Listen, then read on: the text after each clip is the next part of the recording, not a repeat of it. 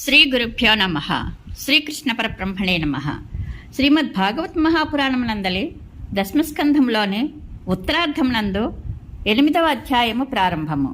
ఈ అధ్యాయంలో శ్రీకృష్ణుడు శతధన్వుని వధించుట, అక్రూరుని ద్వారకకు పిలిపించుట మొదలగు విశేష విషయములను తెలుసుకుందాము. శ్రీశుకుడు నుడివెను. పాండవులు, కుంతీదేవియు దుర్యోధనాదుల పన్నాగముల ఫలితంగా లక్క ఇంటిలో దగ్ధమైపోయారను వార్తను శ్రీకృష్ణుడు వినెను.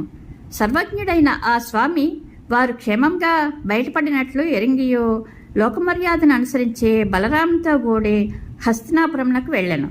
అక్కడికి వెళ్ళిన పిమ్మట వారు భీష్మ పితామహుని, కృపాచార్యుని, విదురుని, గాంధారిని, ద్రోణాచార్యుని కలుసుకుని అయ్యో ఎంతటి దుఃఖము వచ్చి పడినది అని ఓరడించుచు వారితో దుఃఖమును పంచుకొనిరి. మహారాజా బలరామకృష్ణులు ద్వారకలో లేకుండాటను అదునుగా చూచుకొని అక్రూరుడు, కృతవర్మయు శతధన్వునితో ఇట్లనిరి. మిత్రమా, సత్రాజిత్తు కన్యారత్నమైన తన కుమార్తెను నీకు ఇచ్చి పెళ్లి చేయుటకు మాట ఇచ్చిండెను. కానీ అతడు మనలను మోసగించి సత్యభామను శ్రీకృష్ణునకు ఇచ్చి వివాహమనర్చెను. సత్రాజిత్తు అతని తమ్ముడైన ప్రసేనుని వలె ఎందుకు మృత్యుపాలు కాకూడదు? శతధన్వుడు పాపాత్ముడే గాక బుద్ధి లేనివాడు, ఆయువు మూడి ఉన్నవాడు. అక్రూర కృతవర్మల ప్రేరణచే శతధన్వుడు శమంతకమణియందు లోభబుద్ధి గలవాడై గాఢ నిద్రలో మునిగి ఉన్న సత్రాజిత్తును వధించెను. అప్పుడు అనాథల వలె అంతఃపుర స్త్రీలు ఆక్రోశముతో లబోదిబోమని ఏడ్చుచుండగా ఆ శతధన్వుడు వారి గోడను పట్టించుకొనక కసాయివాడు పశువులను వల్లే సత్రాజిత్తుని చంపి ఆ మణిని తీసుకుని వెళ్ళిపోయాను. అంతటా హతుడైన తన తండ్రిని చూచి సత్యభామ శోకముతో మిగిలా కుమిలిపోయాను. ఆమె తెరలుగా మూర్ఛిల్లుచు తండ్రి తండ్రి హతాస్మి అనుచు ఎంతయో విలపించను. ఆమె తండ్రి మృతకళేబరమును తైలద్రోణి యందు భద్రపరిచి హస్తినాపురమునకు వెళ్ళను. మిగిలా పరితాపమునకు లోనయ్యున్న ఆ సత్యభామ శతధన్వునిచే తన తండ్రి వధింపబడుటను శ్రీకృష్ణునకు తెలిపాను. సర్వజ్ఞుడైన ఆ ప్రభువు ఆ విషయమును ఎరిగియో ఏమయో ఎరిగిన వాని వలె ఉండెను.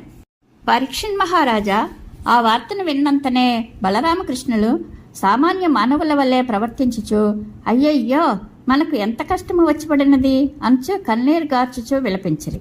అనంతరము కృష్ణ భగవానుడు సత్యభామతో బలరామునితో కూడి ద్వారకా నగరమునకు చేరెను. పిమ్మట ఆ ప్రభువు శతధన్వుని హతమార్చి మణిని గ్రహించుటకు ఉద్యుక్తుడయ్యను. శ్రీకృష్ణుని ప్రయత్నమును ఎరింగి శతధన్వుడు ప్రాణభయంతో భీతిల్లుచు సహాయమునకై కృతవర్మను అర్థించెను.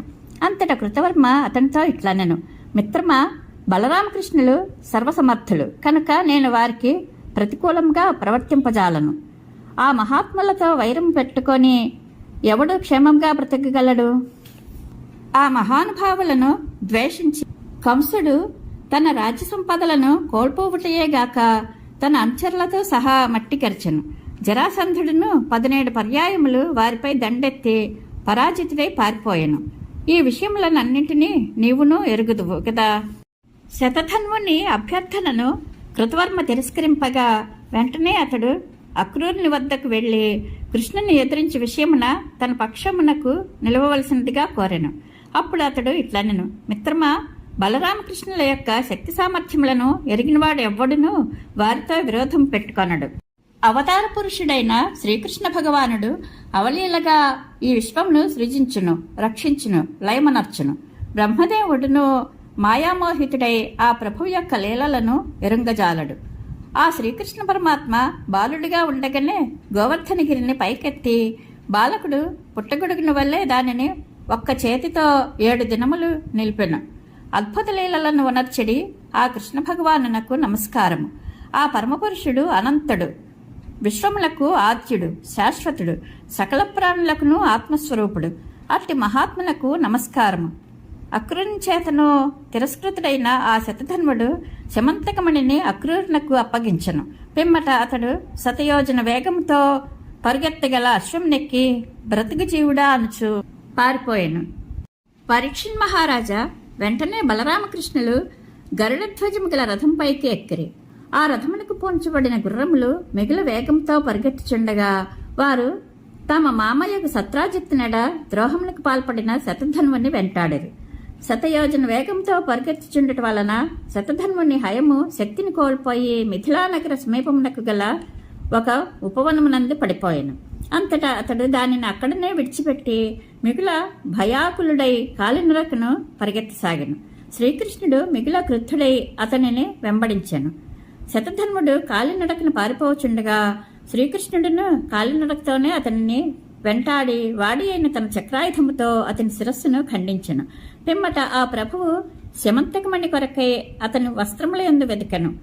మణి లభింపకపోవుటచే శ్రీకృష్ణుడు తన అన్న వద్దకు వచ్చి, అన్నా, శతధన్వుని వద్ద మణి లేదు, అతనిని చంపుట వృథా అయినది అని పలికెను. అంతట బలరాముడు ఇట్లు వచించెను, కృష్ణ, శతధన్వుడు ఆ మణిని తప్పక ఎవరికో ఇచ్చియుండును. కనుక నీవు నగరమునకు వెళ్ళి ఆ పురుషుని జాడను అన్వేషింపము. నేను నాకు ప్రియమిత్రుడైన విదేహాధిపతియకు జనక మహారాజును చూడగోర్చున్నాను. ఇట్లు పలికిన పిమ్మట యదువంశ శిరోమణియగు బలరాముడు మిథిలా నగరమున ప్రవేశించెను. మిథిలా ప్రభువగు జనకుడు బలరామును చూచినంతనే మిగుల సంతోషించెను. వెంటనే అతడు తన సింహాసనము నుండి లేచి ఎదురేగి తగిన పూజాద్రవ్యములతో పూజ్యుడైన ఆ బలరామునకు విధ్యుక్తముగా స్వాగత సత్కారములను నెరపెను. బలరాముడు కొన్ని సంవత్సరముల పాటు మిథిలలోనే నివసించెను. మహాత్ముడైన జనకుడును ఆ యదుప్రభువును ఎంతయూ ప్రేమాదరములతో చూచుకొనెను. ఆ మిథిలలో ఉన్నప్పుడే బలరాముడు ధృతరాష్ట్రుని కుమారుడైన దుర్యోధనునకు గదాయుద్ధ విద్యను నేర్పెను. శ్రీకృష్ణుడు ద్వారకకు చేరెను. పిమ్మట ఆ ప్రభువు తనకు అత్యంత ప్రేమపాత్రురాలైన సత్యభామకు తాను శతధన్వుని వధించిన విషయమును మణి అతని వద్ద లభింపని సంగతిని తెలిపెను.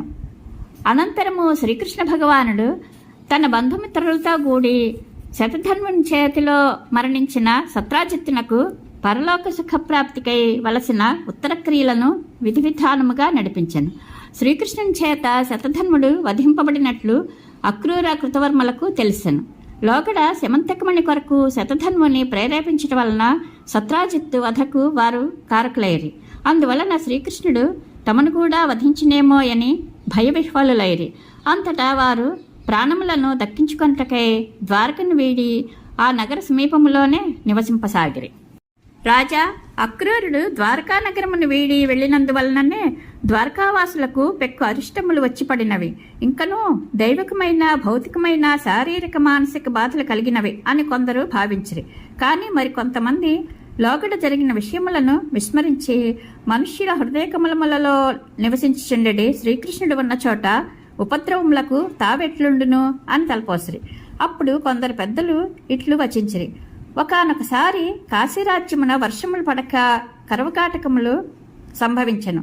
అంతటా సుఫల్కుడు కాశీరాజ్యమునకు విచ్చేయుటతో దైవికముగా వర్షములు కురిసెను.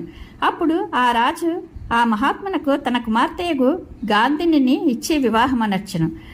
శ్వఫల్కుని కుమారుడైన అక్రూరుడు కూడా తండ్రి అంతటి ప్రభావశాలి కనుక అతడు ఉన్న చోట కూడా మహామారి మున్నకు ఎట్టి ఉపద్రవములను సంభవింపవు. ఆ ప్రదేశమున వర్షములకు లోటుండదు. వృద్ధుడు పలికిన ఈ మాటలను విన్న పిమ్మట శ్రీకృష్ణుడు తన రాజ్యమునకు వర్షాభావమునకు అది కారణము కాదని తెలిసియు అక్రూరుని పిలిపించెను.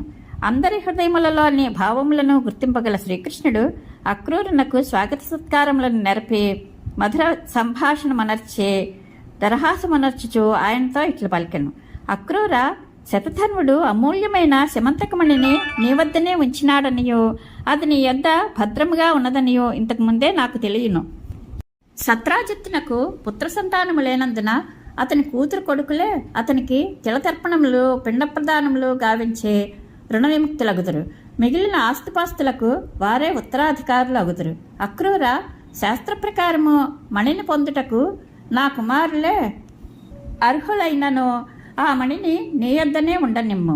ఏలయన నీవు పవిత్రాత్ముడవు, నిష్ఠాగరిష్ఠుడవు, అందువలన అది నీ దగ్గర ఉండుటయే యుక్తము. కానీ ఒక్క పర్యాయము ఆ మణిని మా అన్నయ్య బలరామునకును సత్యభామకును జాంబవతికిని తదితర బంధువులకు చూపించి మణి విషయమున వారికి అపోహలు కలుగకుండా చేసి దానిని నీవే భద్రపరచుము, లేనిచో వారు నన్ను విశ్వసింపరు.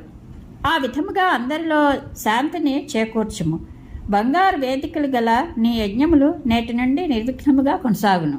పరీక్షణ్ మహారాజా, శ్రీకృష్ణ భగవానుడు ఈ విధముగా సామవచనములచే అక్రూరుని అనునయింపగా అతడు వస్త్రంచే కప్పబడిన సూర్యప్రభలతో వెలుగొందుచున్న మణిని బయటికి తీసి ఆ స్వామికి ఇచ్చెను. పిమ్మట శ్రీకృష్ణుడు తనపై గల కళంకము తొలగించుకొనెను. పిదప ఆ ప్రభువు దానిని తన చేతుల మీదుగా మరలా అక్రూరునికే సమర్పించెను.